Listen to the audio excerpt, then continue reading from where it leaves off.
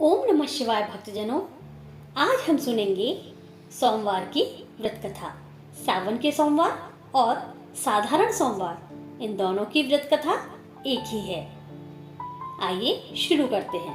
प्राचीन काल में एक नगर में एक साहूकार रहता था जो भगवान शिव का अनन्य भक्त था।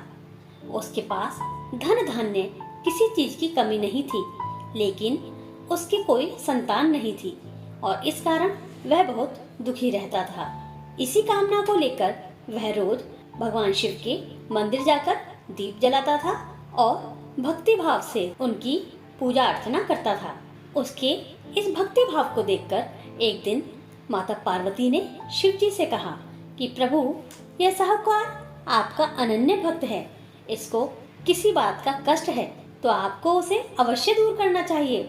शिव जी बोले, हे पार्वती, इस साहूकार के पास कोई पुत्र नहीं है, यह इसी से दुखी रहता है। माता पार्वती कहती हैं कि हे ईश्वर, कृपा करके इसे पुत्र का वरदान दे दीजिए। तब भोलेनाथ ने कहा कि हे पार्वती, साहूकार के भाग्य में पुत्र का योग नहीं है। ऐसे में अगर इसे पुत्र प्राप्ति का वरदान मिल भी गया तो वह केवल 12 वर्ष की आयु तक ही जीवित रहेगा। यह सुनने के बाद भी माता पार्वती ने कहा कि हे प्रभु, आपको इस साहूकार को पुत्र का वर देना ही होगा। माता के बार बार कहने से और आग्रह करने से भोलेनाथ ने साहूकार को पुत्र का वरदान दिया, लेकिन यह भी कहा कि वह केवल 12 वर्ष तक ही जीवित रहेगा। साहूकार यह सारी बातें सुन रहा था, इसलिए उसे ना तो खुशी हुई और ना ही दुख। वह पहले की तरह ही भोलेनाथ की पूजा अर्चना करता रहा। उधर सेठानी गर्भवती हुई और 9वें महीने में उसे सुंदर से बालक की प्राप्ति हुई। परिवार में खूब हर्षोल्लास मनाया गया, लेकिन साहूकार पहले की ही तरह रहा और उसने बालक की 12 वर्ष की आयु का जिक्र भी किसी से नहीं किया। साहूकार के बालक की 11 वर्ष की आयु पूरी हुई तो एक दिन साहूकार की सेठानी ने बालक के विवाह के लिए कहा, तो साहूकार ने कहा कि नहीं, वह अभी विवाह नहीं करेगा। इससे पहले वह भी बालक को पढ़ने के लिए काशी जी भेजेगा। इसके बाद साहूकार ने बालक के मामा जी को बुलाया और कहा, इसे काशी पढ़ने के लिए ले जाइए और रास्ते में जिस भी स्थान पर रुकना हो वहाँ यज्ञ करते और ब्राह्मणों को भोजन कराते हुए आगे बढ़िएगा।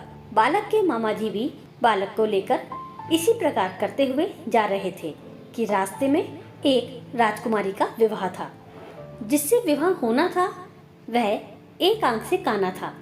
तो जब लड़के के पिता ने उस अति सुंदर साहूकार के बेटे को देखा तो उसके मन में आया, क्यों ना इसे ही घोड़ी पर बिठाकर शादी के सारे कार्य संपन्न करा लिए जाएं। तो उन्होंने मामा से बात की और कहा कि इसके बदले वह अथाह धन देंगे। तो मामा जी भी राजी हो गए।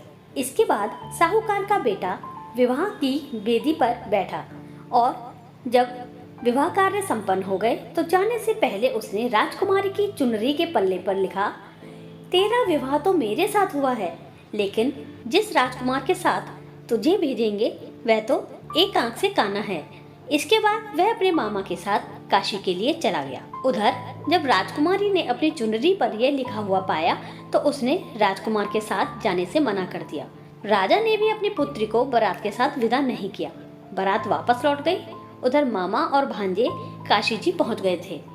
एक दिन जब मामा ने यज्ञ की पूरी तैयारी कर रखी थी तो भांजा बहुत देर तक बाहर नहीं आया। तो मामा ने अंदर जाकर देखा तो भांजे के प्राण निकल चुके थे। वह बहुत परेशान हुआ, लेकिन सोचा कि अभी अगर मैंने रोना पीटना शुरू कर दिया तो ब्राह्मण चले जाएंगे और यज्ञ का कार्य अधूरा रह जाएगा। जब यज्ञ संपन्न हुआ तो मामा ने रोना पीटना शुरू किया। उसी समय शिव भगवान और माँ पार्वती उधर से जा रहे थे। तो माता पार्वती ने शिव जी से पूछा, प्रभु, यह कौन रो रहा है? तभी उन्हें पता चलता है कि ये तो भोलेनाथ के आशीर्वाद से जन्मा साहूकार का पुत्र है। तब माता पार्वती भगवान शिव से कहने लगी कि हे स्वामी, इसे जीवित कर दीजिए, अन्यथा रोते रोते इसके माता पिता के प्राण निकल जाएंगे। तब भोलेनाथ ने कहा कि हे पार्वती, इसकी आयु इतनी ही थी, सो ये भोग चुका है। लेकिन माँ के बार बार आग्रह करने से भोलेनाथ ने उसे जीवित कर दिया। लड़का ओम नमः शिवाय करते हुए जीवित हो उठा और मामा भांजे दोनों ने ईश्वर को धन्यवाद दिया और अपनी नगरी की ओर लौट चले। रास्ते में वही नगर पड़ा और राजकुमारी ने उन्हें पहचान लिया। तब राजा ने राजकुमारी को साहूकार के बेटे के साथ बहुत सारे धन धान्य के साथ विदा किया। उधर साहूकार और उसकी पत्नी छत पर बैठे थे। उन्होंने ये प्रण कर रखा था कि यदि उनका पुत्र सकुशल ना लौटा तो वह छत से कूदकर अपने प्राणों को त्याग देंगे। तभी लड़के के मामा ने आकर साहूकार के बेटे और बहू के आने का शुभ समाचार सुनाया, लेकिन वे नहीं माने। तो मामा ने शपथ पूर्वक कहा। तब जाकर दोनों को विश्वास हो गया और दोनों ने अपने बेटे बहू के स्वागत की तैयारियां की और उनका स्वागत किया। उसी रात साहूकार को स्वप्न में भगवान शिव ने दर्शन दिए और कहा कि तुम्हारे पूजन से मैं प्रसन्न हुआ। इसी प्रकार जो भी व्यक्ति इस कथा को पढ़ेगा या सुनेगा उसके समस्त दुख दूर हो जाएंगे और मनोवांछित सभी कामनाओं की पूर्ति होगी। जय शिव शंकर, जय भोलेनाथ, जय माँ पार्वती।